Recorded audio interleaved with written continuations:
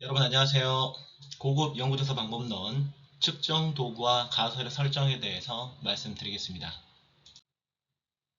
우리가 논문을 쓴다라고 하는 것은 결국은 기존에 있던 연구들을 분석을 한 다음에 내가 관심 있는 어떤 변수 간의 영향관계를 증명하기 위해서 나의 논리를 이제 펴나가는 그런 단계라고 보시면 됩니다.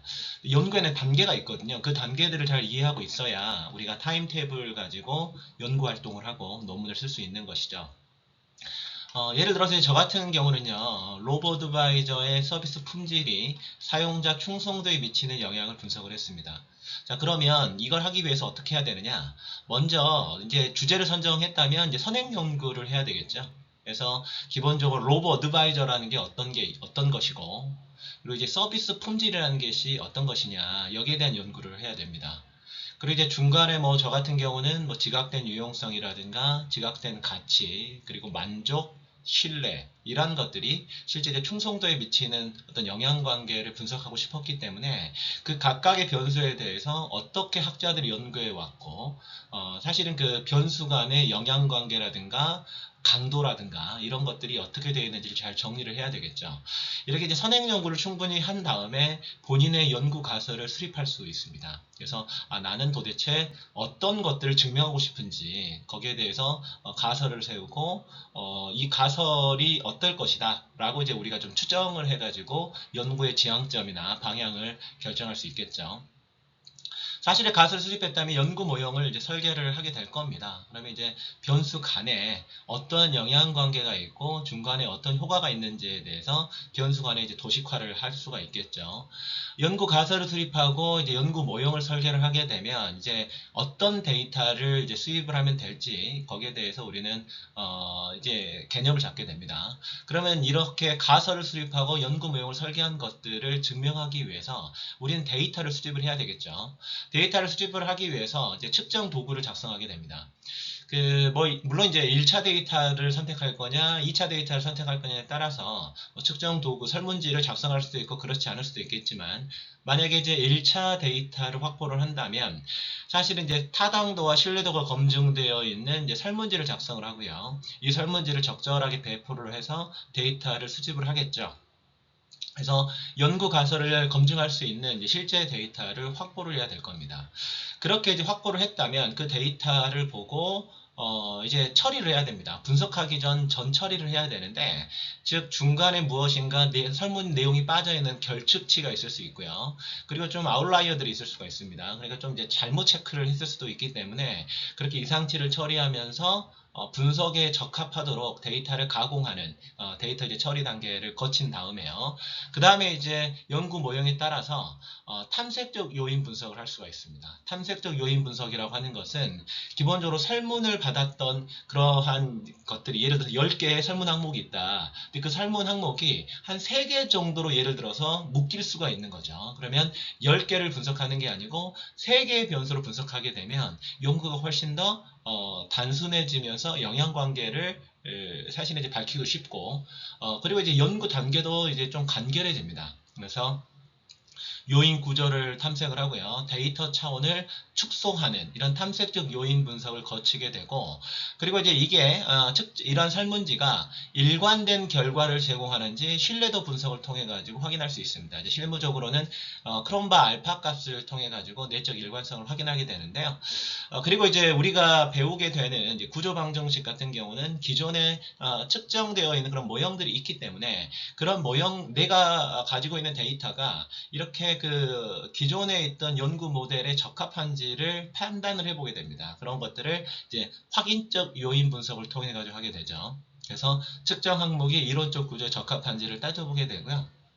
그리고 이제 구조 방정식 모델링을 통해서 인과관계도 분석하게 되고 경로 계수를 평가를 해서 도대체 변수 간 강도가 어떻게 되는지를 파악을 하게 됩니다. 그리고 이런 것들이 끝난다면 우리가 거기에서 이제 나온 그런 데이터 결과값을 가지고 결과를 해석하고 이 연구가 어떤 의의가 있는지 시사점도 분석을 해보게 되고요. 연구의 한계점 그리고 앞으로 이런 방향으로 연구가 논의되었으면 좋겠다 이렇게 이제 가게 되는 것이죠. 이러한 단계들을 통해 가지고 우리가 연구를 하게 됩니다. 그런데 여기에서 정말 중요한 것 중에 하나가요. 선행 연구를 충분히 해야 되고 거기에 따라서 연구 가설을 잘 수립하는 것도 매우 중요한데 사실은 실무적으로 보게 되면요. 이 측정 도구를 잘 만드는 것이 매우 중요합니다. 측정 도구를 대충 만들게 되면 즉 설문지를 대충 만들게 되면요. 나중에요. 분석할 수 없는 결과값이 나와버려요. 신뢰도와 타당도가 검증되어 있지 않은 특히 이제 특히 이제 타당도에 이제 문제가 돼버리면 실제 그 데이터를 쓸 수 없는 경우들이 있기 때문에 사실은 신뢰도와 타당도가 검증되어 있는 측정 도구를 잘 만드는 것이 매우 중요할 수 있다 이렇게 말씀을 드리겠습니다. 저 같은 경우는 이제 이런 형태로 연구 모형을 만들었었거든요. 우리 저번 시간에 배웠죠. 그러니까 이게 동그라미로 되어 있는 것이 잠재 변수였죠. 잠재 변수. 그래서 어떤 설문 항목을 가지고 우리가 약간 추상적인 개념을 우리는 이제 측정을 하게 됩니다. 그래서 이 잠재 변수가 또 다른 잠재 변수에 영향을 주죠. 그래서 이런 잠재 변수가 뭐였습니까? 이런 잠재 변수가 네, 결국은 외생 잠재 변수였죠. 그리고 지각된 유용성, 지각된 가치, 만족, 신뢰에 영향을 주고, 그리고 이러한 매개 변수가 또 충성도에 영향을 주는 이런 매개 효과를 분석을 했고요. 그 혁신성이라는 개념이 실제 로버트 바제 서비스 품질이 이러한 개념에 영향을 줄 때 조절 효과가 있는지, 그리고 충성도에 영향을 줄 때 조절 효과가 있는지를 좀 판단을 해봤습니다. 자, 그러면 우리가 하나의 어떤 논문의 어떤 사례를 가지고요. 연구 단계별로 한번 판단을 해보도록 하죠. 어떤 단계를 거쳐서 됐는지. 그래서 사실 이제 기존의 학술지에 사실은 잘 이제 보고가 되어 있는 그런 논문들을 잘 살펴보면 좋은데요. 다음 논문을 한번 살펴보겠습니다. 제가 선택한 논문은 메타버스 플랫폼 만족도와 이용 의도에 미치는 영향인데요. 문수지 교수님께서 2014년도에 한국 디지털 콘텐츠 학교에 올린 그런 논문으로 보시면 됩니다. 실제 이 통합 기술 수용 이론, 그러니까 유타우트 내지는 유타우트 2로 이제 확장해 가는데요.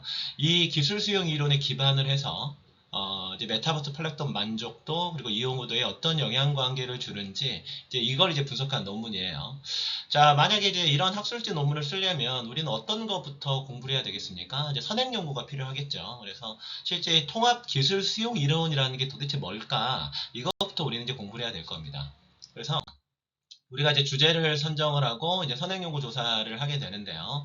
이 통합 기술 수용 이론은 이제 예를 들어서 뭐 이제 성과 기대, 노력 기대, 사회적 영향, 그리고 이제 이 기술을 사용하기 용이한 조건, 이러한 신기술을 수용할 수 있는 이런 영향 관계들이 실제 행동 의도에 영향을 주고요. 실제 사용에 영향을 주는 그죠? 이런 식으로 분석되어 있는 이론이 통합 기술 수용 이론입니다.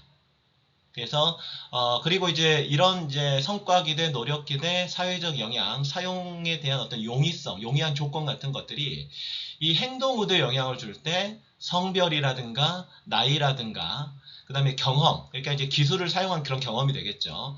그리고 자발성, 이런 것들이 실제 조절 효과가 있는지를 살펴보는 거죠. 그래서 실제 이런 이제 성과 기대, 노력 기대, 사회적 영향, 그다음 용이한 조건들이 실제 행동 의도라는 이 매개 변수에 의해서 매개되어서 실제 행동에 영향을 주는지, 그리고 이러한 성별, 나이, 경험, 자발성이 이렇게 영향을 주는 관계에서 강도에 영향을 줘서 실제 조절 효과가 있는지를 살펴보는 것이 이 통합 기술 수용 이론이다 이렇게 보시면 되겠습니다. 각각의 어떤 변수들을 살펴보면요. 기본적으로 독립 변수에는 어떤 것이 있었냐면 성과 기대, 노력 기대, 사회적 영향, 용이한 조건이었죠. 그러니까 성과 기대라고 하는 것은 결국 이제 사용자가 기술을 사용함으로 인해서 업무 성과가 향상될 거라고 기대하는 거죠. 성과 기대가 높다면 아무래도 그 신기술을 수용하려는 성향이 강화되겠죠. 그리고 노력 기대라고 하는 것은 예를 들어서 기술을 사용하는 데 필요한 노력의 양이나 사용의 용이성에 대한 기대를 이제 노력 기대라고 보시면 되겠습니다.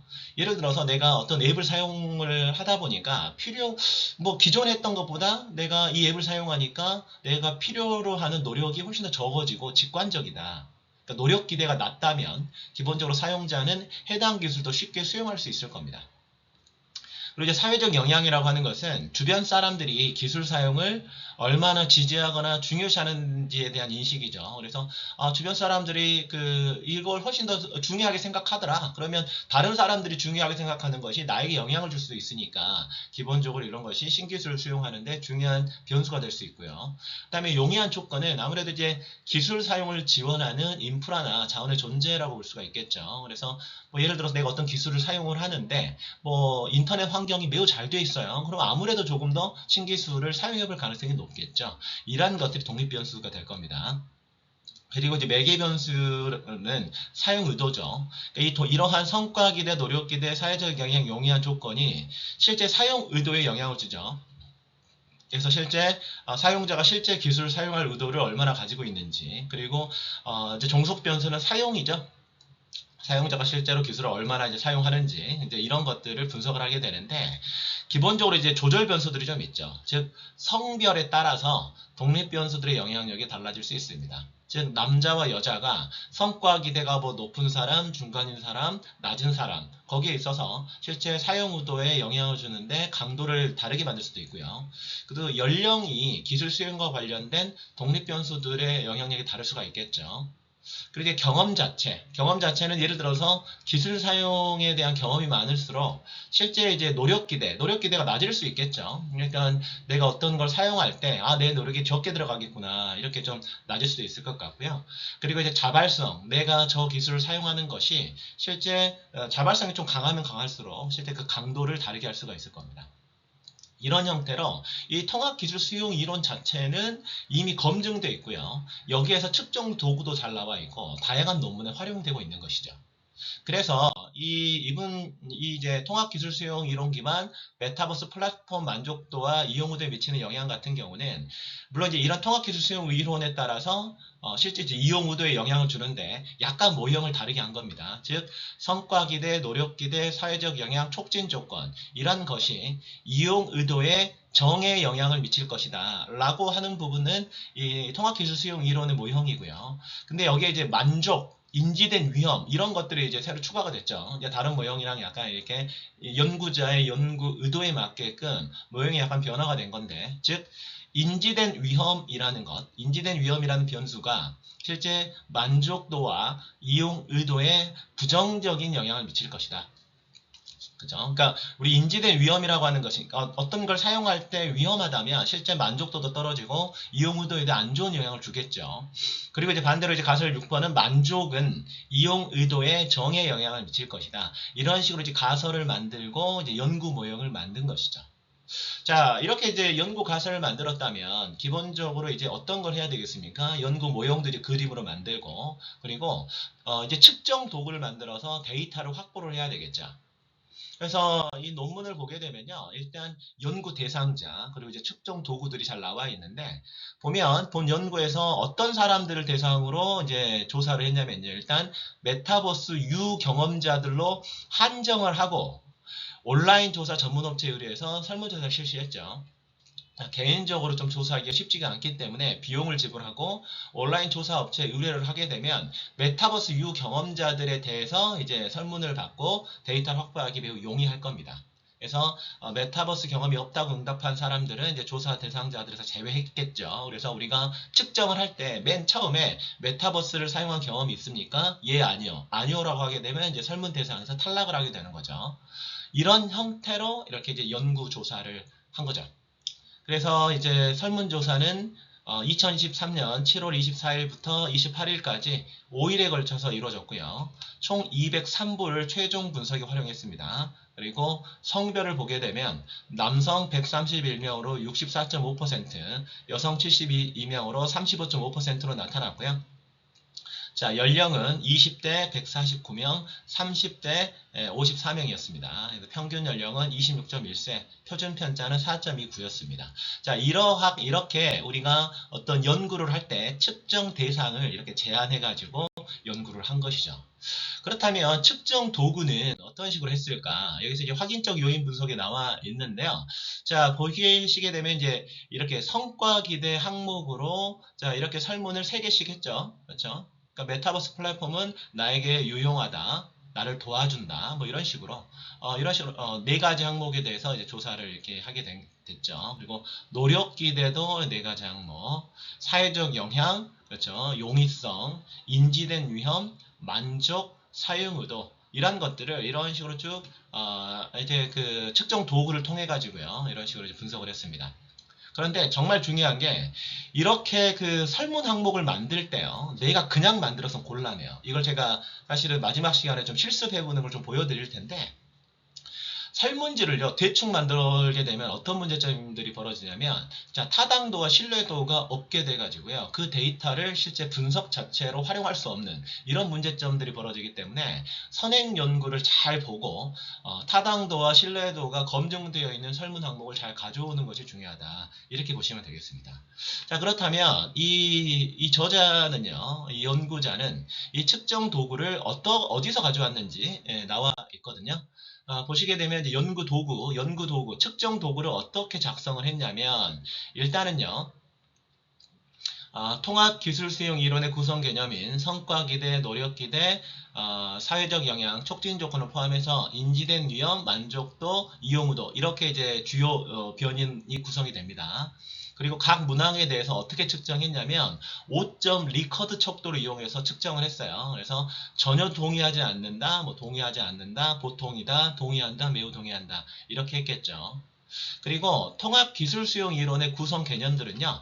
선행연구 6번과 31번을 참고해서 본 연구에 적합하도록 일부 수정 보완을 했다. 이렇게 좀 되어 있죠. 그래서 성과기대는 4문항, 노력기대 4문항, 사회적 영향 3문항, 촉진조건 3문항인데 주요 문항을 살펴보면 이렇게 되어 있어요. 성과기대는 어떻게 측정했느냐. 자, 메타버스 플랫폼은 나에게 유용하다.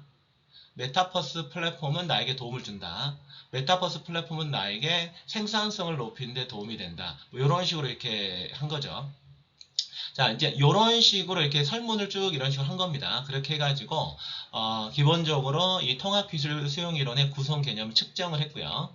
자, 그리고 인지된 위험을 보면 선행 연구 32, 33을 참조해서 4문항으로 구성을 했죠. 그러니까 예를 들어서 메타버스 상에서 금전거래는 잠재적인 위험이 있다고 생각한다. 메타버스 상에서 민감한 개인정보가 노출되는 것을 막을 수 없다고 생각한다. 메타버스 이용으로 프라이버시 침해가 우려된다. 다른 미디어 플랫폼에 비해 메타버스는 불확실성을 더 많이 가지고 있다. 이런 식으로 이렇게 설문으로 구성을 해서 인지된 위험을 측정을 한 것이죠. 그리고 이제 만족도는요. 자, 선행연구 25번, 34번, 35번을 참조해가지고요. 3문항으로 구성을 했습니다. 그래서 주요 문항을 보게 되면 나는 메타버스를 사용하는 것이 만족스럽다. 이런 식으로 구성을 했죠. 그래서 제가 이 논문 자체도 이제 올려놓겠지만 이 논문에서 이제 사용된 측정 도구는 이러한 이제 관련 근거에 의해서 이러한 선행 연구에서 가져왔다라고 보실 수가 있겠죠. 그러니까 통합 기술 수용 이론은 가장 유명한 논문 중에 하나인 이제 벤카테시의 이제 논문에서 좀 차용을 해왔고요. 이렇게 두 가지. 그리고 인지된 위험도 이렇게 두 가지에서 이제 설문 항목을 가져왔고요. 만족은 이 세 가지 논문에서 각각 하나씩 이렇게 차용한 것으로 좀 추정이 됩니다. 그래서 여러분들께서도요, 이렇게 측정 도구를 만들 때 기존의 선행 연구들을 잘 참고해서 만들어야 실제 이제 타당도와 신뢰도가 검증되어 있다. 그래서 하나의 논문을 보고 우리가 이런 식으로 이제 그 선행 연구들 이제 참고 문헌과 선행 연구들을 이제 다 보면서 그 논문 안에 어떤 측정 도구가 있었지를 살펴보고 본인의 연구에 어떻게 적용하면 좋을지 계속적으로 쌓아나가는 것이 중요하겠죠. 자, 이런 식으로 이렇게 측정 도구를 작성하고 데이터를 수집한 다음에 그 데이터를 이제 실증 분석을 이렇게 했습니다. 그래서 이 논문을 보게 되면 이제 상관관계 분석, 경로 분석, 뭐 확인적 요인 분석부터 해가지고 이렇게 나와 있는데요. 상관관계 분석은 각 변수별로 어느 정도의 상관관계가 있는지를 알아보는 겁니다. 우리가 회귀 분석을 하기 전에 상관관계 분석을 먼저 하죠. 그래서 이 A라는 변수와 B라는 변수가 어느 정도 관계가 있어야 됩니다.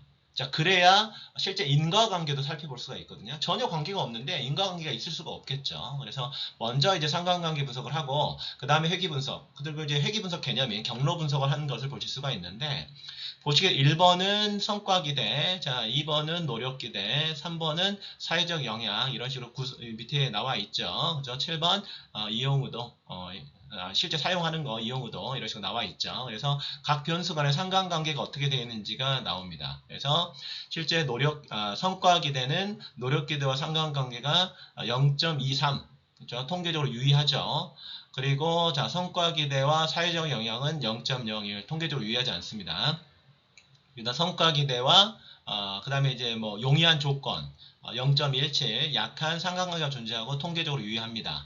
그리고 성과 기대와 인지된 위험은 실제 마이너스 부의 관계이긴 한데 통계적으로 유의하지 않고요. 그러니까 성과 기대와 만족은 0.11 통계적으로 유의하지 않습니다. 그리고 성과 기대와 실제 사용 의도 0.33 실제 통계적으로 유의하죠. 자, 이런 식으로 자, 상관계에서는요. 자, 마이너스 1과 1 사이에서 움직이고요. 값이 높을수록 두 변수 사이에 선형관계가 강하다는 것을 의미합니다.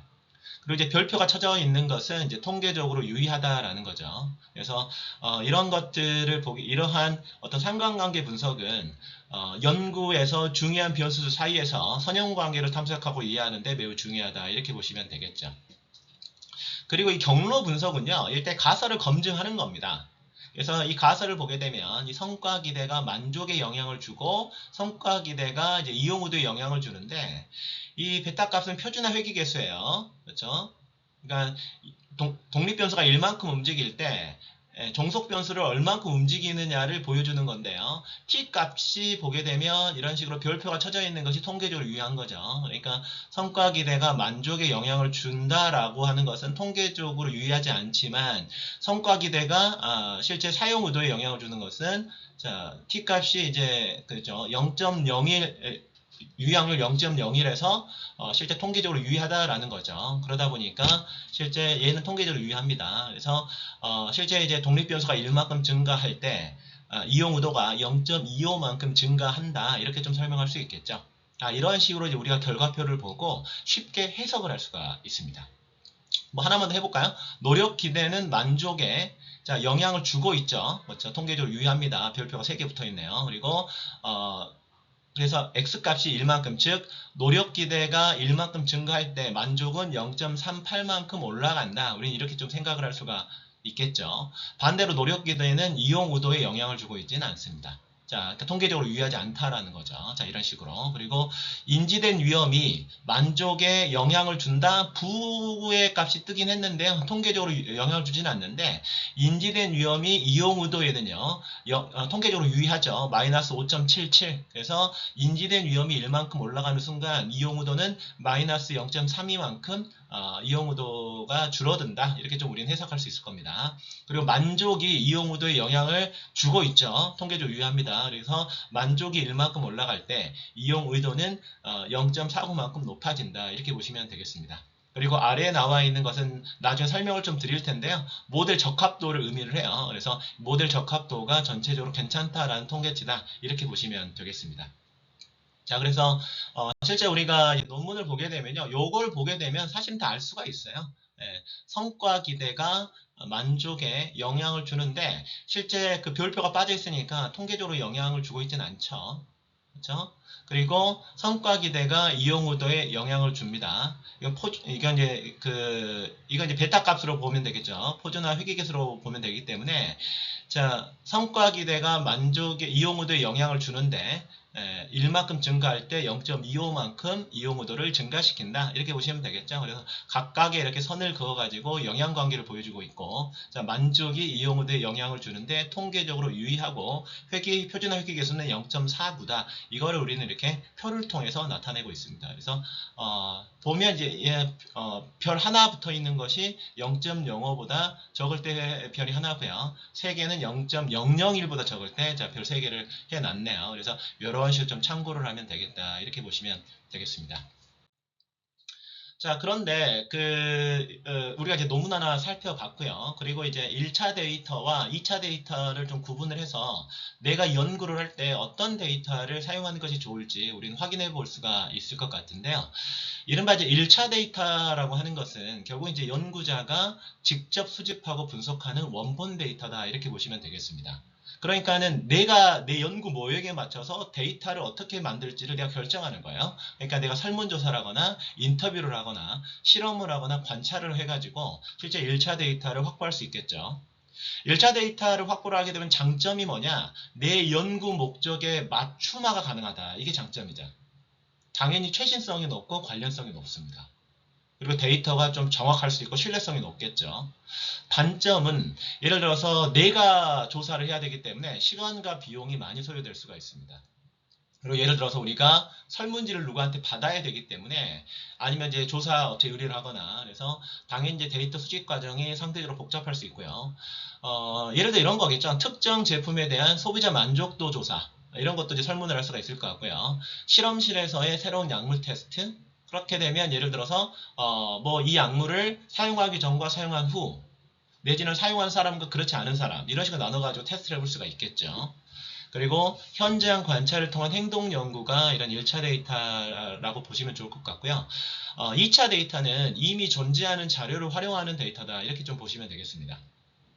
그러니까 이제 다른 목적으로 수집된 정보를 연구자가 재사용하는 경우인데 뭐 공식 보고서라든가 학술 논문이라든가 정부 기록, 인터넷 자료 이런 거겠죠.